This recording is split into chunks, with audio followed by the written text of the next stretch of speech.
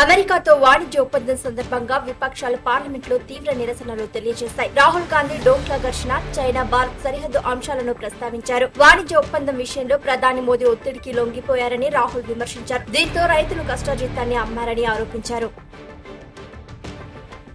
SIT విచారణ పేరుతో diversion games ఆడుతున్నారని KTR విమర్శించారు. ఫోన్ ట్యాపింగ్ కేసులో సీఎం రేవంత్ రెడ్డి బినామీ వ్యవహారం బయటపడిందన్నారు. సుప్రీంకోర్టు గతంలో ఇచ్చిన నోటీసుల్లో దివాలా తీసిన కేఎల్ఎస్ఆర్ సంస్థకు 6,000 కోట్ల రూపాయల టెండర్లు ఇవ్వడంపై ప్రశ్నలు వేయగా దీన్ని దాచేందుకు సిట్ విచారణ జరుపుతున్నట్లు కేటీఆర్ అభిప్రాయపడ్డారు. జనసేన అధినేత పవన్ కళ్యాణ్ తెలంగాణ మున్సిపల్ ఎన్నికల్లో ప్రచారం చేయనున్నారు. ఈ నెల 7, 8వ తేదీల్లో బీజేపీ, జనసేన అభ్యర్థుల తరఫున ప్రచారం చేయాలని పార్టీ ప్రకటించింది. పవన్ ప్రచార షెడ్యూల్, రూట్ మ్యాప్ త్వరలో విడుదల చేస్తామని జనసేన తెలిపింది.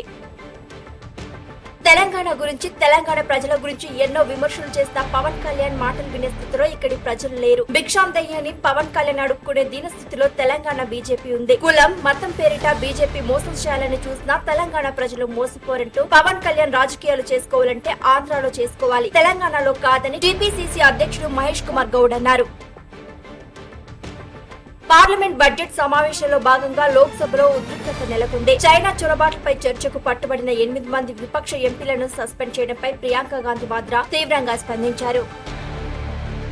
పవన్ కళ్యాణ్ హీరోగా హరీష్ శంకర్ దర్శకత్వంలో తెరకెక్కనున్న చిత్రం ఉస్తాద్ భగత్ సింగ్. ఈ సినిమా విడుదల తేదీ మార్చి 26గా ఖరారైంది. చిత్ర బృందం విడుదల తేదీని అధికారికంగా ప్రకటించింది. లావణ్య త్రిపాఠి ఈ తరంలో కూడా వారసుడి కోసం కోరుకునే వాళ్ళున్నారా అని ఓ వ్యక్తి పెట్టిన పోస్టుకు స్పందించారు. నేను సాధారణంగా ఇలాంటి పోస్టులపై స్పందించను, కానీ ఈ కామెంట్స్ అప్రతిష్టాత్మకంగా ఉన్నాయని, చిరంజీవిలా మహిళలను గౌరవించే వ్యక్తులు బయట 1% కూడా లేరని పోస్ట్ చేశారు. అనంతరం ఆ వ్యక్తి తన పోస్ట్ ను తొలగించారు. రామ్ చరణ్ కు కవలలు జన్మించడం ఆనందంగా ఉందని లావణ్య తెలిపారు. చిరంజీవి ప్రపంచ క్యాన్సర్ దినోత్సవం సందర్భంగా హైదరాబాద్ లోని కిమ్స్ ఆసుపత్రిలో జరిగిన కార్యక్రమంలో పాల్గొన్నారు. శరీరంలోని మార్పులు గమనించి దాన్ని తొలి దశలో గుర్తించడానికి అవగాహన పెంచాలని చిరంజీవి అన్నారు. క్యాన్సర్ పై అవగాహన కోసం త్వరలో షార్ట్ ఫిల్మ్ చేయడానికి సిద్ధంగా ఉన్నట్లు ఆయన ప్రకటించారు.